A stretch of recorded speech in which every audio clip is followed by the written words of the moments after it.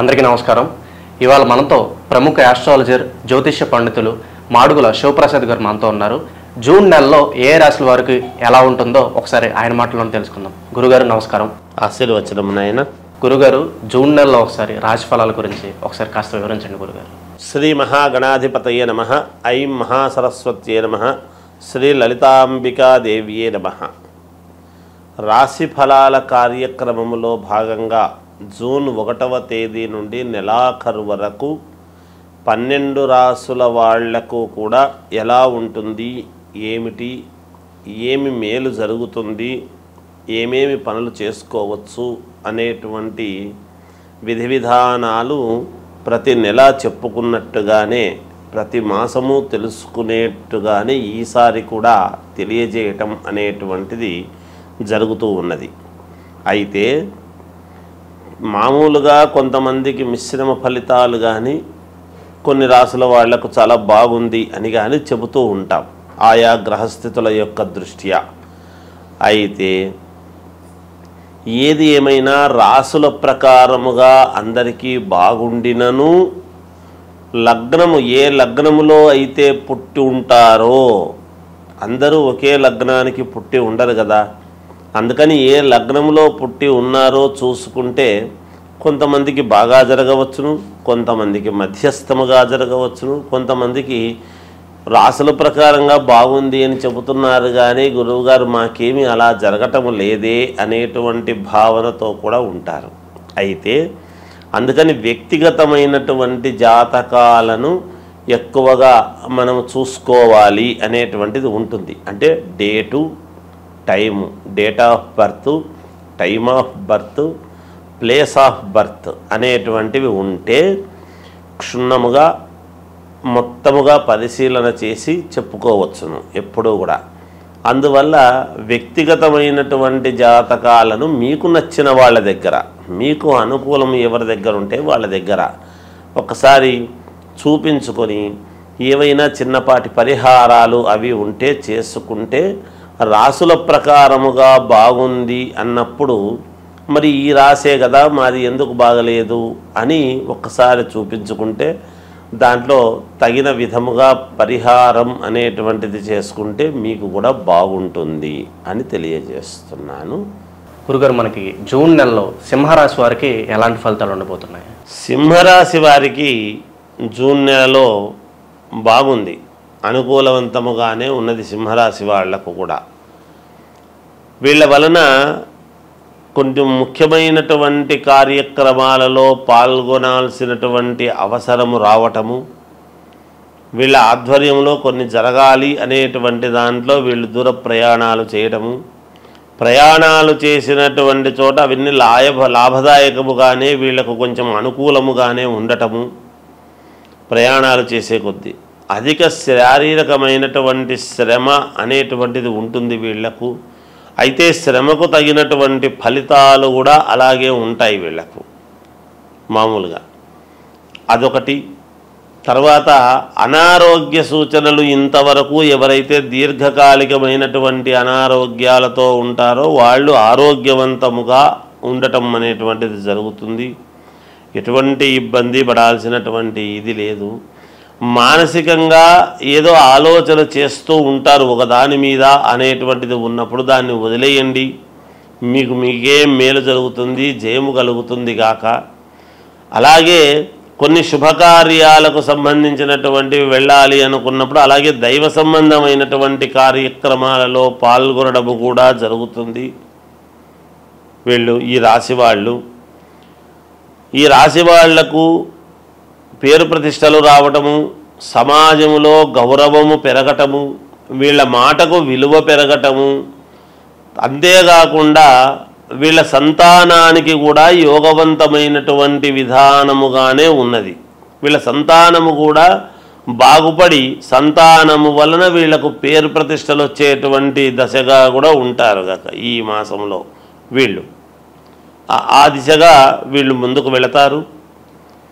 విదేశాలకు వెళ్ళాలి అనుకునేటువంటి వాళ్ళు ప్రయత్నాలు చేసుకోవచ్చును వెళ్ళటానికి. అలాగే విదేశాల నుండి ఒక శుభవార్త లాంటిది వీళ్ళు వినడం కూడా జరుగుతుంది ఈ రాశి వాళ్ళు. భూ క్రయ విక్రయాలలో మంచి లాభాలు అనేటువంటివి ఉన్నాయి. వీళ్లకు లాభాలు పొందుతారు బాగా. సినిమా రంగములో ఉండేటువంటి వాళ్ళకు కూడా చాలా యోగవంతముగా ఉన్నది ఈ మాసము. విద్యార్థులు ఒక మెడల్ సాధించేటువంటి విధానముగా ఉంటారు గాక, అంటే వాళ్ళు అనుకున్నటువంటి ఒక దీనికి రీచ్ అయ్యి దాని సంతోషముగా పాస్ కావటం అనేటువంటిది ఉంటుంది. ఇంకేదైనా కావాల్సినటువంటి వేరే రంగంలో చేయాలి అనుకునేటువంటి వాళ్లకు కూడా అనుకూలవంతముగానే ఉన్నది. కొత్తగా ఉద్యోగాలు కావాలి అనుకునేటువంటి వాళ్ళు ప్రయత్న లోపము లేకుండా ప్రయత్నాలు చేసుకోవచ్చు. ఆల్రెడీ ఉద్యోగాలు చేస్తూ ఉండేటువంటి వాళ్ళు యథావిధిగా మామూలుగా ఉద్యోగాలు చేసుకుంటారు, సత్ఫలితాలే ఉంటాయి గాక. ఆ ఉద్యోగంలో కూడా ఎటువంటి ఇబ్బంది ఉండదు, మేలే జరుగుతుంది గాక ఈ రాశి వాళ్లకు. ఈ మామూలుగా అనుకున్నటువంటి సమయానికి అనుకున్న విధముగా పనులు చేకూర్చుకోవడానికి తగిన సమయంలో డబ్బు రావటం అనేటువంటిది కూడా ఉంటుంది. వీళ్లకు ఇబ్బంది ఏమీ ఉండదు, డబ్బు రాబడికైతే ఎలాంటి ఇబ్బంది ఉండదు. అనేక రంగాల వ్యాపారాలు చేసుకునేటువంటి వాళ్ళందరికీ కూడా యోగవంతముగానే ఉంటుంది. వ్యాపారాలను చేసుకునేటువంటి వాళ్లకు వ్యాపారంలో నష్టమేమీ రాదు, అలాగని గొప్ప లాభాలు రావు, మధ్య మార్గముగా రావటం అనేటువంటిది జరుగుతుంది. ఇక మామూలుగా రాజకీయాలలో ఉండేటువంటి వాళ్లకు మహద్భాగ్యం అనేటువంటిది అంటాడు. ఖచ్చితంగా మీకు పదవీ యోగం అనేటువంటిది ఉండి తీరుతుందిగాక అనేటువంటిది తెలియజేస్తున్నాను.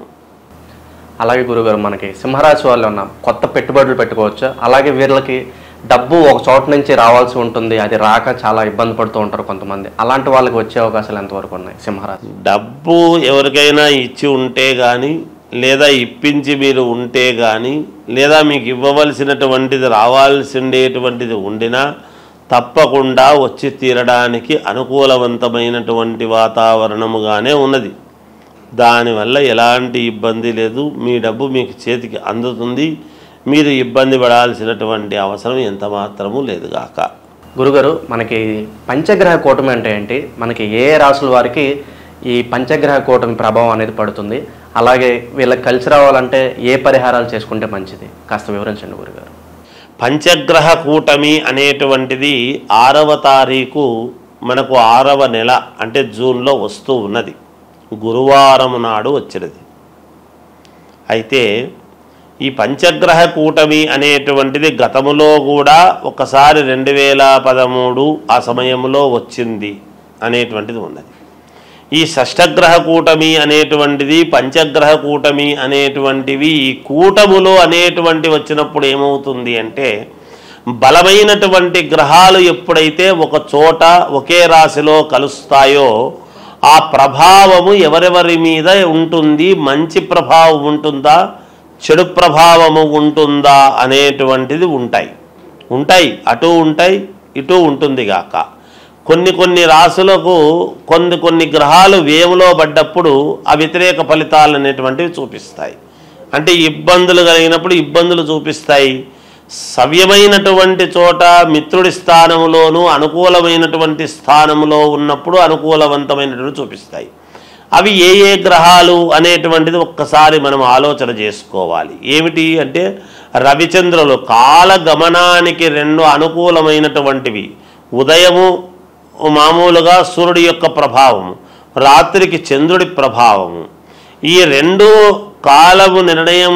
కాలాన్ని నిర్ణయించేటువంటివి కాబట్టి ఈ 2 గ్రహాలు ఒక చోట ఉంటే బుధ ఆదిత్య యోగం అనేటువంటిది మన అందులో బుధుడు కూడా ఉన్నాడు. రవి బుధులు ఉండేటువంటి దాని వలన బుధాదిత్య యోగం అనేటువంటిది కూడా ఉన్నది. అలాగే శుక్రుడు అక్కడే ఉన్నాడు, గురువు అక్కడే ఉన్నాడు. మొన్ననే 1వ తారీఖు వృషభంలోకి గురువు వచ్చినటువంటి సంగతి కూడా అందరికీ తెలిసిండేటువంటిదే. అందువలన ఇవి 5 గ్రహాలు అంటే గురువు, శుక్రుడు, బుధుడు, రవి, చంద్రుడు. ఈ 5 గ్రహాలు ఒకే చోట ఉండేటువంటి దాని వలన కొన్ని కొన్ని రాసులకు మహాద్భుతమైనటువంటి యోగం అని ఉన్నది.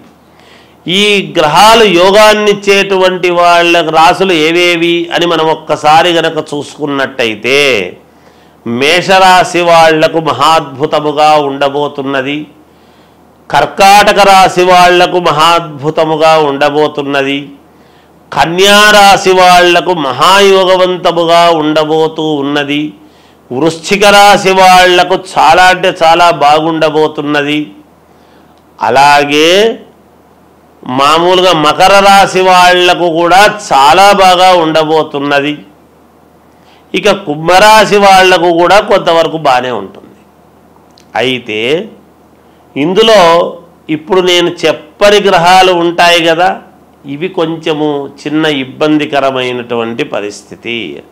ఏమిటయ్యా అవి అంటే, అసలు ఎక్కడైతే ఉన్నాయో స్థానములో అన్నీ బరువైనటువంటివి ఏవైతే ఉన్నాయో వృషభ రాశికి సమస్యే. ఒక చోట కూటమి అని ఏర్పాటు చేసినప్పుడు ఒకే చోట ఉన్నప్పుడు అక్కడ వృషభ రాశికి ఇబ్బంది, మిథున రాశి వాళ్లకు కొంత ఇబ్బందే, కొంచెము సింహరాశి వాళ్లకు కొంత ఇబ్బంది, అలాగే తులారాశి వాళ్లకు ఇబ్బంది, ధనుస్సు రాశి వాళ్లకు మరీ ఇబ్బంది. వీటి వలన ఏమిటి, ధనుస్సు రాశి వాళ్లకు ఇంకోటి కూడా ఉంది. దీంట్లో ఒక చిన్న ఇది చెప్పుకోవాలి మనం. ఎవరైనా గర్భవతులుగా ధనుస్సు రాశి వాళ్ళు గనక ఉన్నారు అంటే కొంచెము జాగ్రత్తగా ఉండాలి అనేటువంటిది ఉన్నది ఒకటి. అలాగే మీనరాశి వాళ్ళది ఇబ్బంది ఏమీ లేదు, చిన్నపాటి ఇది ఉంటుంది దానికి. ఇలా కొన్ని రాసుల వాళ్లకు కొంత ఫలితాలు ఇవ్వటములో తారుమారవుతాయి. ముందే మామూలుగా అంతంత మాత్రముగా ఉంటాయి. ఈ పనులు జరిగితే బాగుంటుంది, ఈ వివాహం అయితే బాగుంటుంది, ఈ ఉద్యోగం వస్తే బాగుంటుంది, ఈ విదేశాలకు వెళితే బాగుంటుంది, లేదా ఇంకొకటి మనకు ఇది తీరితే మనకు మేలు జరుగుతుంది, ఈ ధనము రావాల్సిండేటువంటిది ఉన్నది, ఈ పొలము మనకు వాయిదాలు లేకోకుండా మనకు మన వైపు తీర్పు వస్తే బాగుంటుంది. ఇలా ఒకటి కాదు రెండు కాదు అనేక రకాల సమస్యలతో ఉంటారు. వాటన్నిటికీ కూడా ఒక్కసారిగా ఇన్ని గ్రహాలు ఇక్కడ ఉండేటప్పటికీ కొన్ని చెడు ఫలితాలు అనేటువంటివి ఇస్తాయి కదా. మాలాంటి వాళ్ళము ఎప్పుడూ కూడా బాగుంటుంది బాగుండాలనే కోరుకోవాలి, కానీ భయోత్పాతమైనటువంటివి ఎప్పుడూ చెప్పరాదని నా వ్యక్తిగత అభిప్రాయం. చిన్నవి ప్రతి వాళ్ళ జీవితంలోనూ ఉంటాయి. ఉన్నంత మాత్రాన అవి పర్వాలేదు, ఏం పర్లేదు, మీకు బాగుంటుందంటే మీకు మానసికమైనటువంటి సంతోషం ఉంటుంది. కానీ మీకు ఇది బాగాలేదు అది బాగలేదు అని చెబితే ఎలాగబ్బా, ఆర్థిక ఇబ్బందులు అనేక రకాల సమస్యలతో ఉంటారు ఈ రోజులలో. ప్రతిదీ మాలాంటి వాళ్ళము భయముతో కూడినటువంటివి చెప్పేటప్పటికీ మీకు ఏమీ పాలుపోక నిజంగా బాగుండేటువంటి ఆత్మవిశ్వాసము కోల్పోయే పరిస్థితి ఎవరికీ రాకూడదు. అందువలన చిన్నపాటి ఇబ్బందులు, సముద్రము అన్న తర్వాత అలలు, మానవ జీవితం అన్న తర్వాత ఒడిదుడుకులు ఉంటాయి, సహజం అది, దానికి ఎవరు భయపడక్కర్లేదు. కాకపోతే మీ వ్యక్తిగతమైనటువంటి జాతకాలు ఒక్కసారి పరిశీలన చేసుకొని మీకు నమ్మకం ఉండేటువంటి వాళ్ళ దగ్గర చూపించుకొని ఈ రాశి వాళ్లకు ఏమి చేసుకుంటే మేలు, మరి బాగులేని రాశి వాళ్ళది ఏమిటి అంటే ఏమీ లేదు, జపము తపము హోమం ఇవి ఉంటాయి. హవనం అనేటువంటిది ఎప్పుడైతే హోమం చేసుకుంటారో మీ పేర్లతో అగ్నిహోత్రుడి యొక్క సంస్కారము వలన మీరు సంస్కరింపబడతారు, మీకు మేలు జరుగుతుంది. తప్పకుండా హోమాలు సరే, ఇంకా ఏవో కొన్ని ఉంటాయి, అవన్నీ చేసుకోవచ్చును. ఇంకా ఒకటి ఉన్నది, దీని వలన కొన్ని ఇబ్బందులు ఉంటాయి. పైగా వచ్చినటువంటిది ఎప్పుడు అంటే ఆదివారము, గురువారము 6వ తారీఖు అమావాస్య అనేటువంటిది కూడా ఇదైంది. దాని వలన ఈ గ్రహాల యొక్క దీని వలన అమావాస్య కూడా గురువారం రోజు, పైన గురువు, మనకు ఏ యోగం ఇవ్వాలన్నా గురుబలం బాగుంటే అన్ని జరుగుతాయి అనేటువంటిది ఉన్నది నానుడి. ఈ గురువు అనేటువంటి వాడు ఎవరు? దత్తాత్రేయ స్వామి, వ్యాస మహర్షిని మనము గురువు అని భావిస్తాం. అలా దత్తాత్రేయ స్వామిని మనం గురువు అని అనుకుంటున్నప్పుడు గురువారం రోజే వెళతాం. దత్తాత్రేయ స్వామి ఎవరు? త్రిమూర్తులు కలిస్తే దత్తాత్రేయుడు. దత్తాత్రేయుడి దగ్గర 4 వేదాలు, 4 వేదాలకు సంబంధించినటువంటి ఇది. అలాగే ఈరోజు ఎవరైనా యంత్ర పూజలు చేసుకునేటువంటి వాళ్ళము, మాలాంటి వాళ్ళం మేము చేసేటువంటిది ఏమిటి అంటే, మామూలుగా తాంత్రిక విద్యలు అని ఉంటాయి. అవేమి చెడు కాదు. తాంత్రిక విద్యలు అంటే శీఘ్ర ఫలితాలు రావటానికి అని ఉంటుంది. ఎవరికైనా ఏదైనా కావాలి అన్నప్పుడు తాంత్రిక విద్యలతో శీఘ్ర ఫలితాలు రావటానికి కొన్ని ప్రయోగాలు ఉంటాయి. అవి కొంచెం విశేషమైనటువంటి ప్రయోగాలు ఉంటాయి. మనకు అనుకూలముగా జరగటానికి ఒక పని అనేటువంటిది చేసుకోవటానికి అది మనము ఏదైనా ఒక పని మన వశం కావాలి అని అనుకున్నప్పుడు, వశము కావాలి అంటే అందరూ తప్పు అర్థం చేసుకుంటుంటారు. ఏదో అనవసరమైనవన్నీ మన వశం కావాలి, చెయ్యాలి అని అనుకునేటువంటి ఇది ఉంటుంది. అలా ఉండకూడదు ఎప్పుడూ కూడా. ఎందుకంటే మనకు ఒక మంత్రము మన వశము కావాలి, ఒక ఉద్యోగము మనకు కావాలి అని ఇలా కొన్ని ఉంటాయి. శీఘ్రముగా తొందరగా మన కోరికలు ఫలించాలి అనేటువంటివి. అలా శీఘ్ర ఫలితాలు రావటానికి యంత్ర పూజలు అని ఉంటాయి. అవి మేము ఇటువంటి రోజులు మేము దాన్ని చాలా జాగ్రత్తగా వాడుకుంటాము గాక, పోగొట్టుకోకుండా. ఎందుకంటే మమ్మల్ని నమ్మి మాకు ఈ పని కావాలి అని ఎంతోమంది అడుగుతూ ఉంటారు కాబట్టి వాళ్ళ పనులు సక్రమముగా నెరవేరాలి అన్నప్పుడు ఇలాంటి సమయాలు చాలా యోగవంతమైనటువంటి సమయం. ఈ సమయాన్ని మేము పోగొట్టుకోకుండా జాగ్రత్తగా శీఘ్ర ఫలితాలు రావటానికి కొన్ని ప్రయోగాలు చేసుకోవటానికి ఈ సమయము, ఈ పంచగ్రహ కూటమి అనేటువంటిది చాలా ముఖ్యమైనటువంటిది. మీరు కొన్ని సినిమాల్లో చూస్తుంటారు, ఫలానా రోజు ఒకే లైన్లోకి గ్రహాలన్నీ వస్తుంటాయి అంటే ఈ కొంచెము ఏవేవో కొన్ని వీటికి సంబంధించినటువంటివి అవన్నీ ఇగో ఇలా వస్తుంది, ఈ వజ్రం వస్తుంది, ఇవి దొరుకుతాయి, ఈ నిధులు ఇలా ఉంటాయి అనేటువంటివి వింటూ ఉంటాం. అవన్నీ ఊరికే కాదు, నిజంగా కూడా శాస్త్రాలలో ఉన్నటువంటివే. ఎవరు సినిమాలు కూడా తప్పుగా తీయరు. ఎంతో ప్రామాణికము ఉంటేనే చూసి తీస్తారు. ఏదో ఒకటిలే అని చెప్పి తీయరు. అందుకని ఇది ఈ పంచగ్రహ కూటమి అనేటువంటిది కొన్ని విషయాలకు చాలా యోగవంతమైనటువంటిది. మనము యోగం ఏదో అది మాట్లాడదాం. ఇబ్బందులు ఉంటే చిన్న చిన్న ఇబ్బందులు ఉండేటువంటి వాళ్ళు వాటిని సర్దిద్దుకుంటారు గాక, ఇబ్బంది ఏమీ లేదు. కనుక ఈ శీఘ్ర ఫలితాల కోసం చేసేటువంటి దానికి కూడా ఇది పనికి వస్తుంది. అనుష్ఠానం చేసుకునేటువంటి వాళ్లకు మహద్భాగ్యముగా భావించుకోవాలి.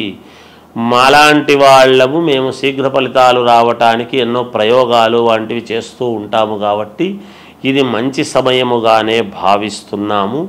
వ్యక్తిగతమైనటువంటి ఈ రాసులు ఇబ్బందులు ఉండేటువంటి వాళ్ళు మీకు తగినటువంటి వాళ్ళ దగ్గర ఒక్కసారి మీ జాతకము చూపించుకొని దానికి తగ్గట్టుగా జపము, పరిహారము చేసుకొని హోమ కార్యక్రమాలు అవి చేసుకోండి.